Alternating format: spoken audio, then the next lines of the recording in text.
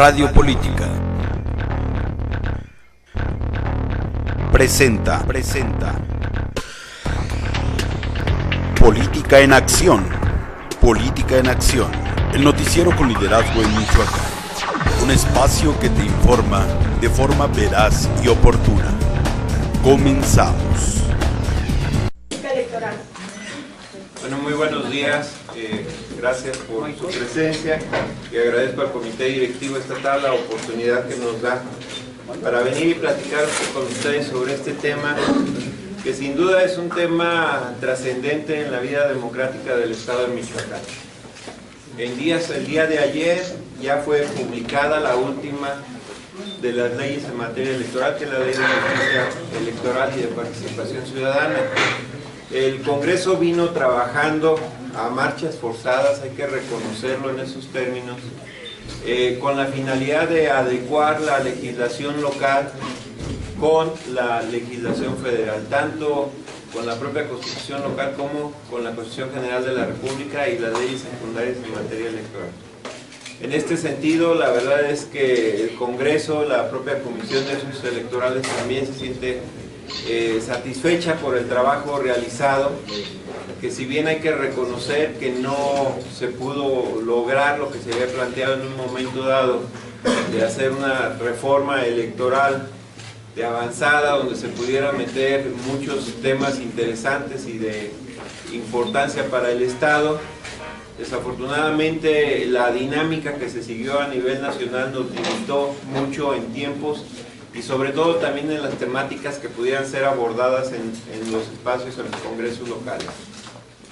Por eso, y ante la premisa de que no hubiera una confrontación entre las leyes locales y las leyes nacionales, se optó por dar una armonización que garantizara que no hubiera una colisión de estas dos legislaciones y que se pudiera llevar a cabo un proceso electoral sin mayores problemas ni para el Estado ni para los órganos locales o los órganos electorales. Yo creo que eso es importante.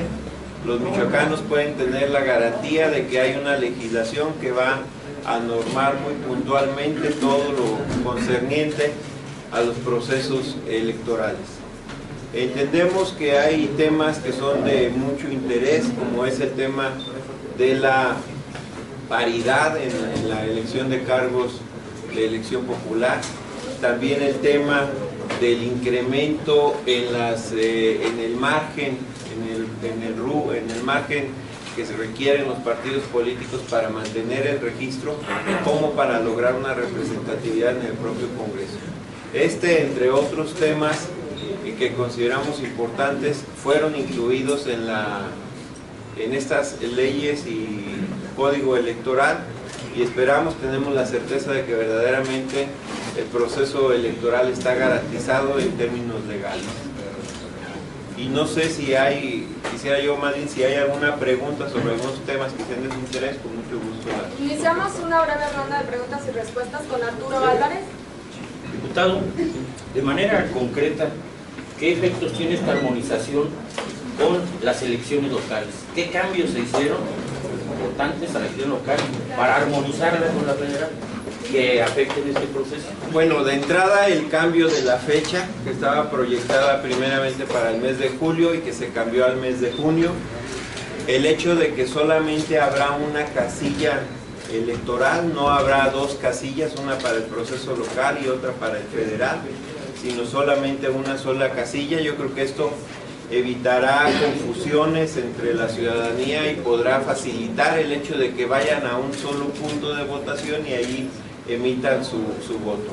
El hecho también de la homologación en los plazos del propio desarrollo del proceso. El proceso local era más corto que el federal, entonces ahí tendrían que arrancar unos procesos primero en el caso del federal y ya posteriormente el órgano estatal arrancaba con sus procesos, por decir algo, de búsqueda de capacitadores, de selección de ciudadanos para casas de casilla. Ahora todos estos procesos correrán a un solo tiempo.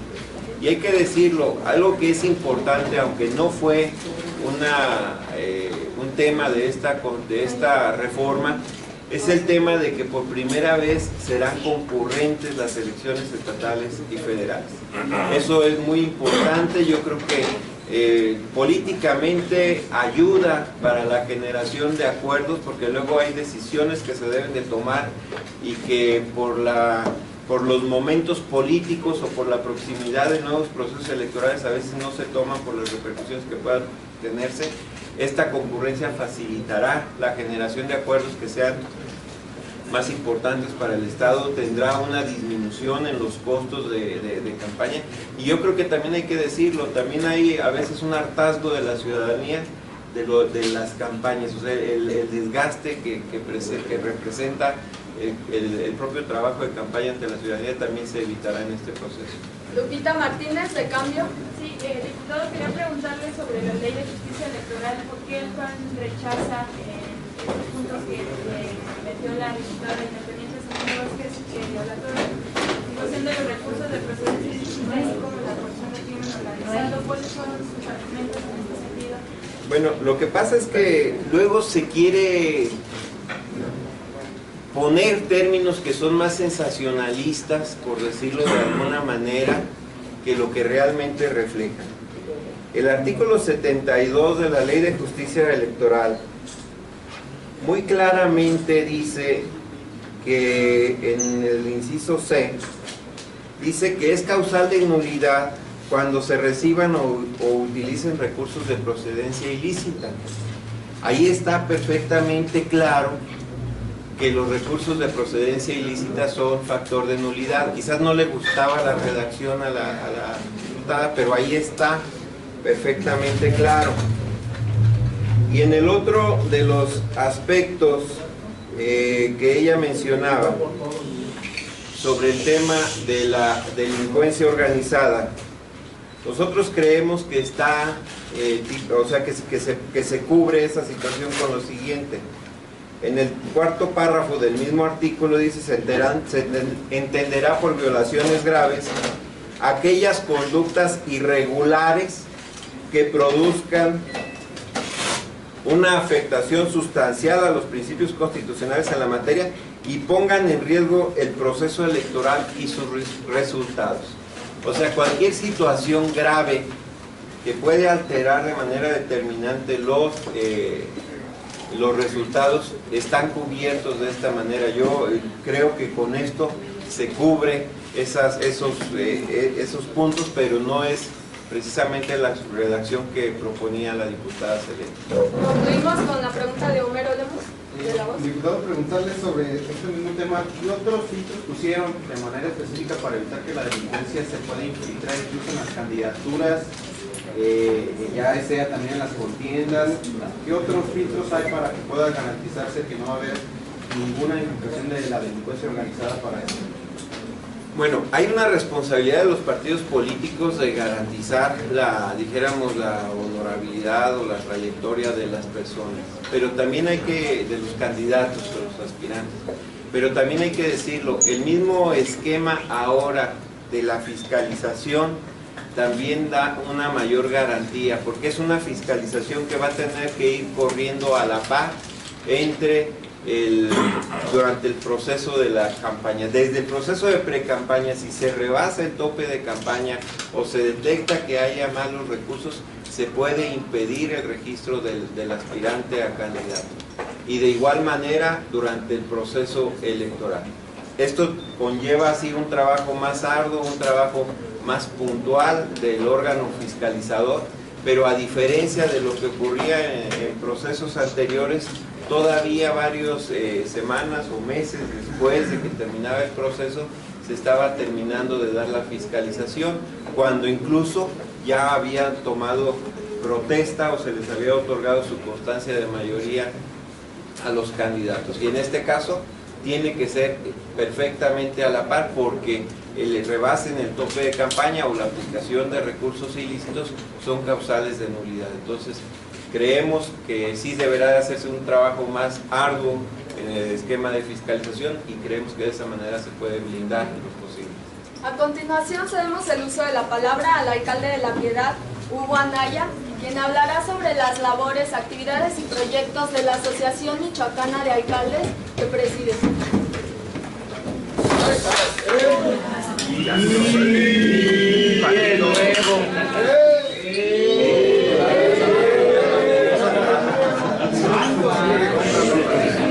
Era el nuevo. Van a hablar muy mal de mí. Yo no fui.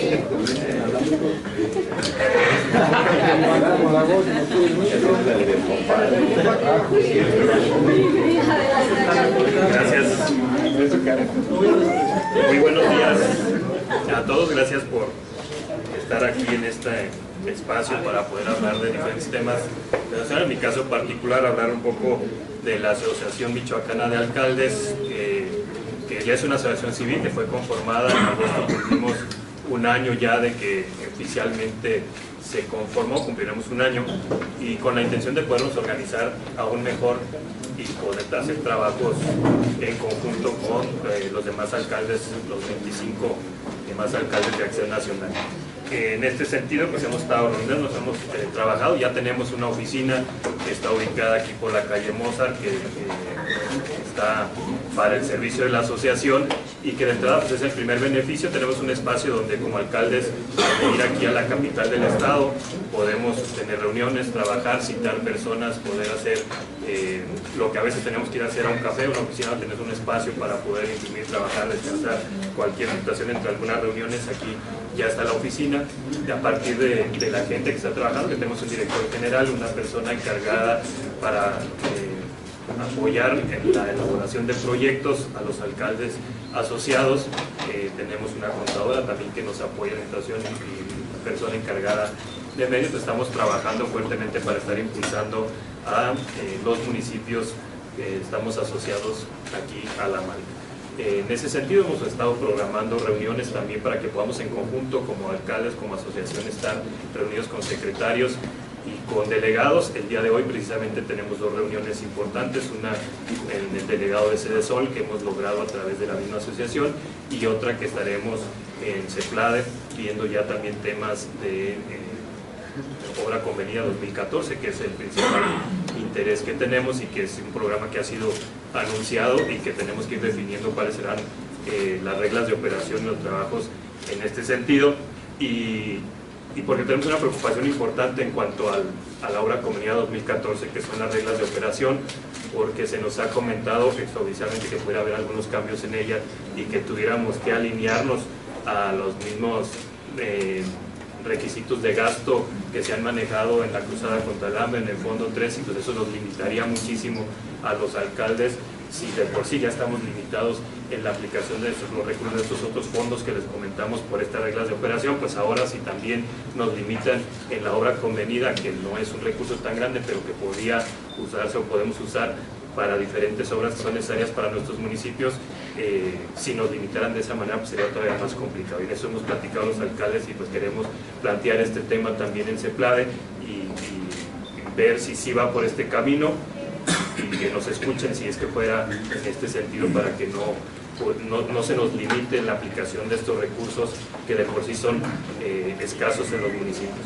Esta vez estamos trabajando, tendremos en unos días más reunión también en la Secretaría de Finanzas con el encargado de la dependencia, con la intención de revisar todos los adeudos pendientes que tenemos con los municipios, que sigue siendo bastante. Estamos rondando una cantidad aproximada de 120 millones de pesos aún que se adeudan a los gobiernos municipales de Acción Nacional. A esta altura necesitamos que podamos retomar este tema, que es de primordial importancia para nosotros, y que podamos definir ahora sí fechas de pago para que podamos ir obteniendo estos recursos. En algunas situaciones nos hemos visto limitados para las contrapartes que tendríamos que poner como municipios en otros fondos, en otros recursos, porque estos adeudos que aún se tienen con nosotros pues nos limitan en esa acción, porque el que se nos deba, eso implica que una de dos: o dejemos de pagarle a los constructores y a los proveedores hasta que nos llegue ese recurso, o como lo hacemos en la mayor parte de nuestros casos responsablemente, de nuestros propios recursos, estar cubriendo para que no generemos una situación económica aún más complicada en sus municipios, y eso nos limita a tener recursos para que podamos actuar para completar en otros fondos o hacer algunas otras obras. Entonces es importante, ojalá en unos días más podamos reprogramar esta reunión que tenemos programada, y por los cambios realizados se tuvo que posponer, pero espero que la tengamos lo antes posible para que podamos ir definiendo estas fechas y podamos aterrizar ya algo concreto en estos adeudos de los municipios. ¿De cuánto es el monto? Estamos rondando los 120 millones de pesos a los alcaldes de los municipios de Acción Nacional. ¿Qué fecha? ¿De 2013, 2014? Es una suma, todo viene de hecho vienen algunos todavía adeudos del 2011, 2012, 2013, y pues esto sumado más o menos viene representando esos, bueno, a marzo eran 170 millones de pesos, ahorita ya con los pagos estamos rondando los 120 millones de pesos. ¿Por qué esta modificación de las reglas de operación? ¿Cuál es el argumento? No sabemos, y quiero reiterar que es extraoficial, todavía no se nos ha comentado nada oficial en ese sentido, pero hemos tenido algunos comentarios en algunos acercamientos. De hecho, nosotros en el caso de La Piedad, adelantándonos a los tiempos de validación de los proyectos 2014, hace aproximadamente un mes venimos a entregar la propuesta que nosotros tenemos para este año para el programa de obra convenida 2014, y en ese momento alguien nos comentó, bueno, es que posiblemente cambien las reglas de operación y esto no pueda ser. Bueno, nosotros esto es lo que queremos hacer, lo dejamos aquí y esperamos que haya esta información sobre las reglas de operación. ¿Cuál son los mayores riesgos de esta modificación? Miren, en la obra convenida podemos invertir prácticamente en cualquier proyecto que fuera de beneficio para la comunidad, siempre y cuando que estuviera en acuerdo la comunidad y que fuera validado por CEPLADE en lo técnico. La parte que nos revisa CEPLADE simplemente es lo técnico, que se cumpla el requisito en esta obra. Oye, Hugo, dentro de los municipios de Acción Nacional, ¿cuál es el que tiene el mayor endeudamiento en este momento de obra convenida? Mira, no te puedo decir el número exacto porque... El municipio. Bueno, nosotros tenemos una deuda todavía de aproximadamente 6-7 millones de pesos de obra convenida del año pasado. En ese caso, y así andamos. Lo que pasa es que varía mucho, puede decirte una cantidad mayor, pero luego también depende de la proporción en cada uno de los municipios. Entonces ahí tenemos, no tengo el dato ahorita como para poder decirte todos, pero pues, Zamora, La Piedad y algunos de los 10 municipios que tenemos más. En el tema que tú comentas, tenemos la libertad de poder invertir en cualquier, o teníamos la libertad de poder invertir en cualquier tipo de obra. Si nos limitan en este sentido, pues solo se habla de obras que tengan que ser servicios como drenaje, agua potable, electrificación, eso está muy bien. Pero si ya vamos a invertir todos nuestros recursos del Fondo 3, muchos de los recursos de otros programas en estas áreas, que nos permitan por lo menos el pequeño monto de la obra convenida en que podamos hacer otro tipo de obras.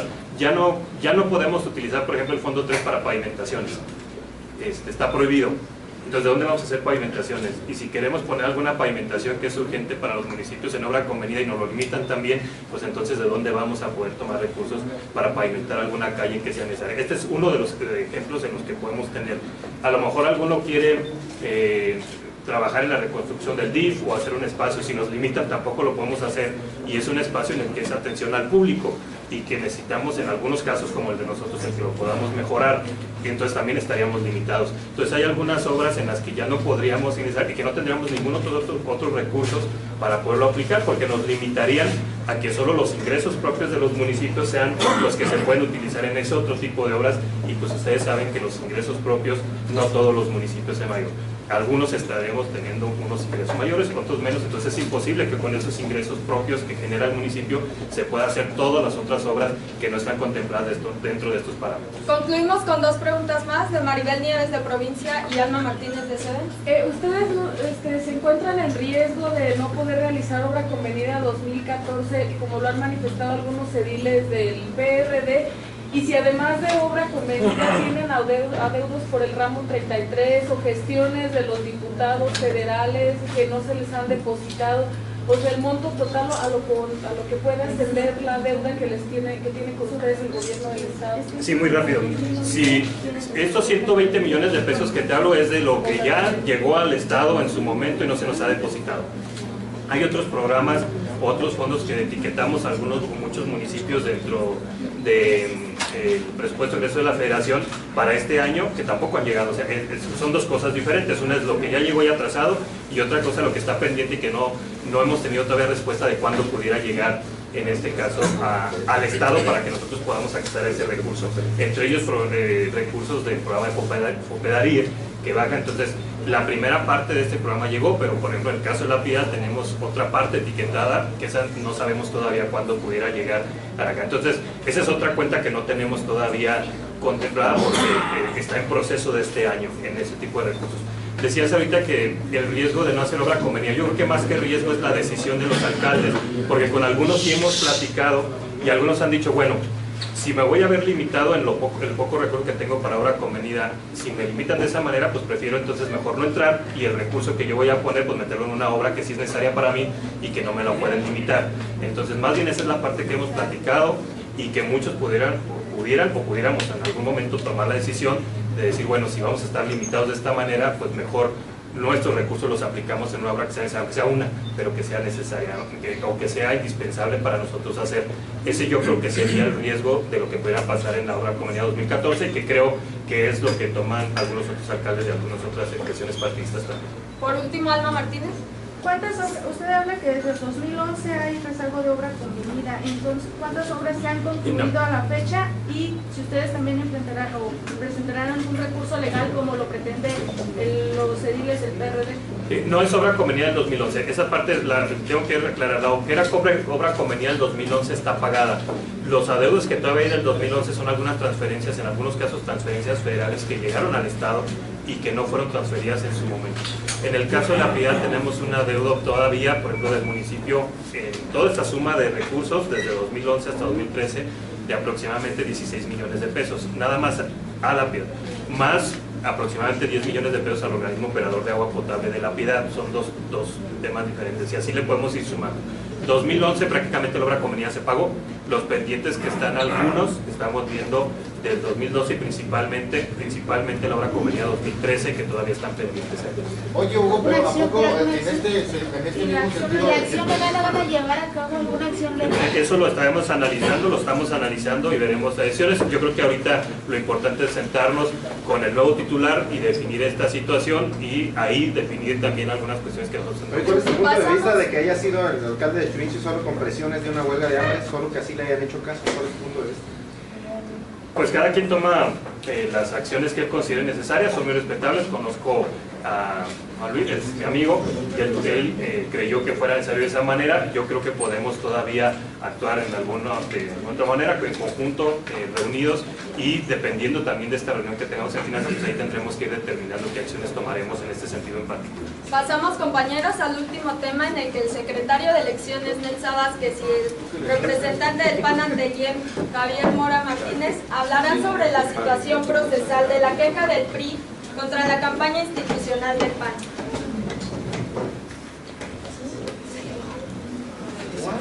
Tiene llantas o cuadritos.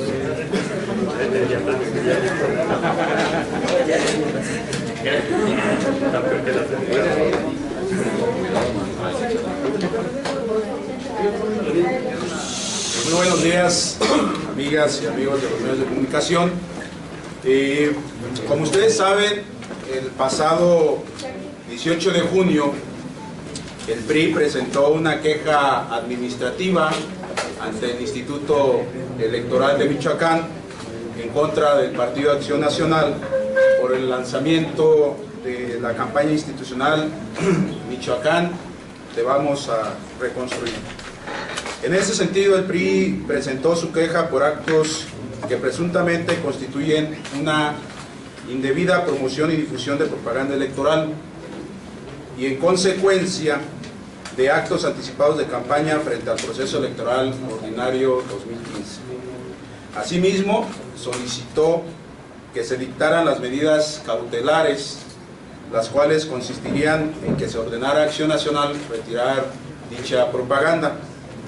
El 19 de junio la secretaria general del Instituto Electoral hizo un recorrido por nuestra ciudad, y en un día, yo creo que andaba muy animosa, se levantó 27 fotografías, las fotografías fotografías de todos los espectaculares, cuando por lo normal en quejas que nos han presentado, pues podría se llevan 3, 4, 5, ¿no? Pero bueno. Comentarles que el pasado 27 de junio recibimos ya la notificación por parte del presidente y de la Secretaría General del Instituto Electoral, en donde se nos notifica el acuerdo respecto a la solicitud de estas medidas cautelares por parte del PRI en contra de Acción Nacional. En dicho acuerdo se niega la solicitud de medidas cautelares. Por lo tanto, en lo que sigue el proceso de investigación, Acción Nacional seguirá con su campaña Michoacán, te vamos a reconstruir. En Acción Nacional siempre hemos sido respetuosos de las instituciones, apegados a la normatividad electoral ya vigente, ya que es una campaña netamente institucional y no violamos ninguno de los principios en materia de promoción electoral, en lo cual estamos haciendo uso de nuestros derechos que nos marca el Código Electoral del Estado de Michoacán. El que haya negado las medidas cautelares es una muestra clara de ello. Muchas gracias. Estamos a ustedes. ¿Alguna pregunta sobre el tema, Pati Torres? ¿Cuál? Alex, de Banco de Cuadrantes. Oye, Elsa, ¿cuánto se está gastando el Partido de Acción Nacional en el uso de los espectaculares y de los cientos de barras que hay en todo, no solamente en la ciudad, sino en todo el estado? ¿Cuánto recursos está poniendo en este momento Acción Nacional? Mira, aproximadamente nos vamos a gastar 650,000 pesos en la campaña que tenemos programada. Es una campaña que nosotros programamos dentro de nuestra planeación y nuestro programa operativo, el cual hace algunos meses presentamos ante todos ustedes. Son recursos propios del Partido de Acción Nacional y nosotros ya lo teníamos programado para ello. ¿Cuánto va a durar? ¿Cuándo va a terminar?